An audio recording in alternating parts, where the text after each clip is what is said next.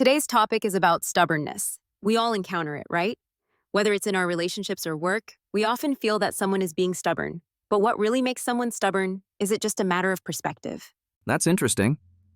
You know, the term stubborn gets thrown around a lot, but honestly, I've never actually met someone who is truly stubborn. It's almost as if the label is more about our inability to change someone's mind. Do you think it's our fault when someone doesn't agree with us? Exactly. When someone refuses to accept what we say, it often feels like stubbornness. But maybe it's actually a sign that we just haven't presented our argument in the right way. If we're not skilled enough to explain our point, it's easy to blame the other person. We might not be as persuasive as we think we are. So you're suggesting that stubbornness isn't a fixed trait in people? That it's more about how we communicate? Yes, exactly. Think about it like this. If someone were able to break down all your assumptions and explain things in a way that made sense to you, you wouldn't be stubborn anymore. Our evolution as humans is all about learning and adapting, right? And that's where the role of language comes in. I mean, the Korean language, for instance, is incredibly expressive. It allows us to articulate thoughts, big and small, in so many ways. So why, with such a sophisticated tool, is it that we still struggle to communicate effectively? You raise a good point. Even though the language is so rich, the problem lies in how we use it. The issue isn't the language itself, but how we harness it. The person who can truly communicate fluently must have a deep understanding of the world around them. But sadly, most of us aren't quite there yet. Yeah, it's like we're still in study mode, trying to figure things out. We haven't really contributed to humanity's progress in a significant way yet, right? I mean, we've improved on things others have already created, but we haven't invented something new for the world.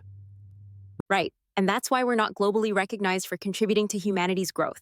Sure, people know us for things like sports, but real visibility comes from what we do for the world. Technological advancements, new ideas, and breakthroughs. When we start doing that, we'll truly find out who we are. Speaking of stubbornness, you mentioned how relationships, whether between couples or friends, often sour due to opinions. But isn't it inevitable that we all have opinions? It's not about not having opinions, but how we handle them. When we cling too tightly to our opinions and insist that we're right, that's when the problems start. The key is to step back when you notice the conversation is going nowhere. Just remain silent and think things through. It's a sign of maturity. So it's about knowing when to speak and when to stay silent. That's tough, especially when emotions are high and it feels like we need to be heard. But maybe silence can actually resolve things better than pushing our opinions. Exactly.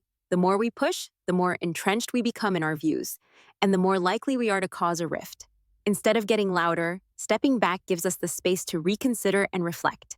And in relationships, that's often the turning point. When communication breaks down, that's when things fall apart.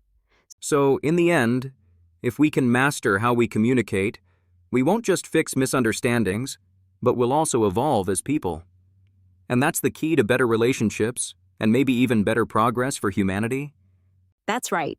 Evolving how we think and speak is what's ultimately going to help us move forward, not just in relationships, but in the bigger picture, for humanity as a whole.